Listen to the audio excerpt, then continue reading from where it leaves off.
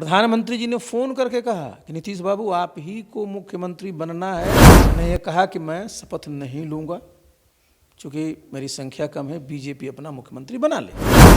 तो अगर बीजेपी के मन में ये बात होती तो अपना मुख्यमंत्री बनाते, लेकिन क्या किया उन लोगों ने। हमने भी मुख्यमंत्री जी को समझाया कि आपके नेतृत्व में चुनाव लड़ा गया है, जनादेश में मुख्यमंत्री आप बने रहेंगे क्योंकि आप ही के नेतृत्व में चुनाव लड़ा गया। यदि आपको राज्यसभा जाने की इच्छा ही है तो 2030 में चले जाइएगा भाई, हर एक 2 साल में चुनाव होता है। नीतीश बाबू ने देश में और बिहार में जो काम किया है वो जग।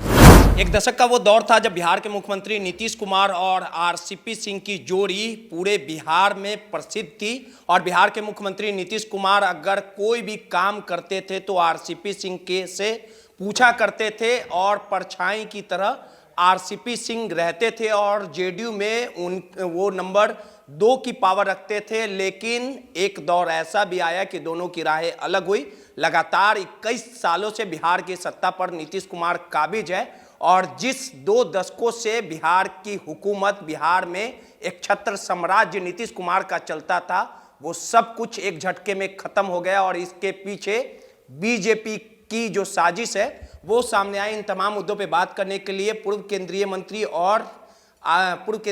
आरसीपी सिंह हमारे साथ मौजूद हैं।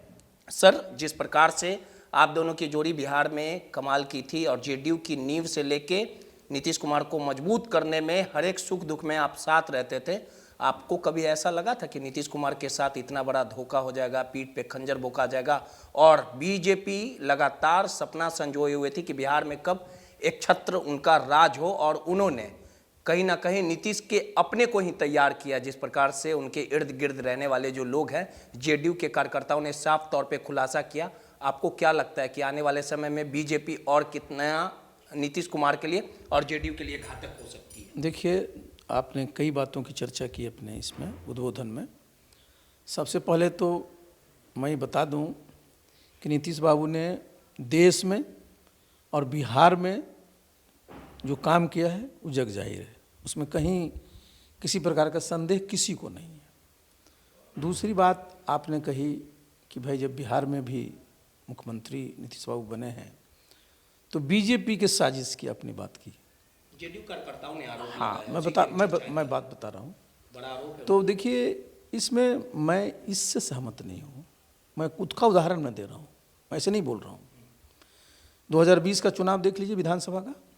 जब विधानसभा का चुनाव हुआ तो जेडीयू को 43 सीट मिली, बीजेपी को 74 या 75, एग्जैक्ट फिगर मुझे याद नहीं है, मिला।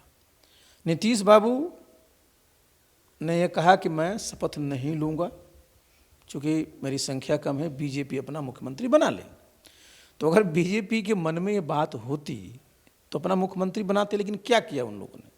हमने भी मुख्यमंत्री जी को समझाया कि आपके नेतृत्व में चुनाव लड़ा गया है, जनादेश मिला है।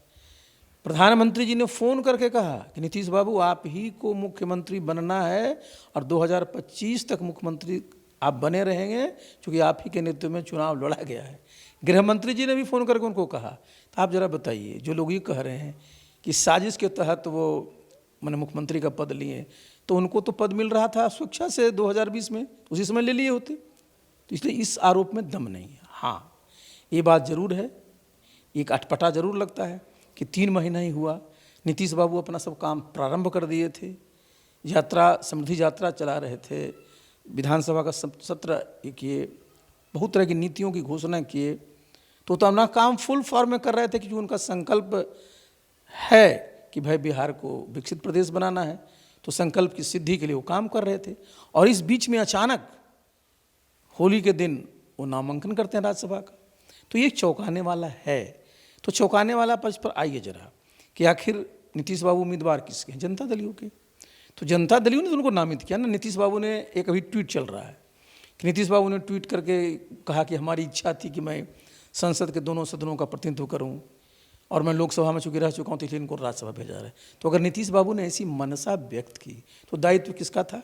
जो जनता दलियों के जितने भी नीतीश बाबू के बाद के नेता हैं उनका दायित्व है ना ये, कि उनको समझाते उस समय कि अरे अभी साहब 3 महीना भी नहीं हुआ, बिहार की जनता ने इतना प्रचंड अपना जनादेश दिया है, तो क्यों आप भाई उसका सम्मान करना पड़ेगा ना।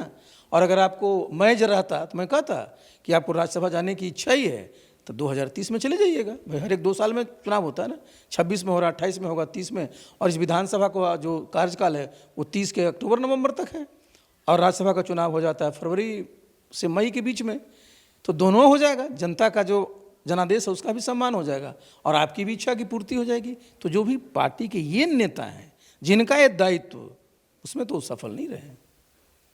लेकिन एक सवाल उठता है सर, आप बिहार की राजनीति के हवाओं को अच्छे से समझते हैं, नीतीश कुमार के साथ लंबा आपका साथ रहा, आखिर नीतीश कुमार ने इस तरह का जो फैसला लिया, उनके साथ जो रहने वाले लोग हैं, संजय झा, ललन सिंह हो, अशोक चौधरी हो, विजय चौधरी हो, तो आखिर उन्होंने मना किया होगा या नीतीश कुमार खुद अड़ गए होंगे? ये नहीं, देखिए, चूंकि सुनिए, नीतीश बाबू का देखिए 15 दिनों का कार्यकाल जो चल रहा था, बहुत शानदार तरह से सब चीज़ कर रहे हैं। तो अगर उनको जो है राज्यसभा जाने का अगर उनकी इच्छा रहती तो ये सब काम करते हो।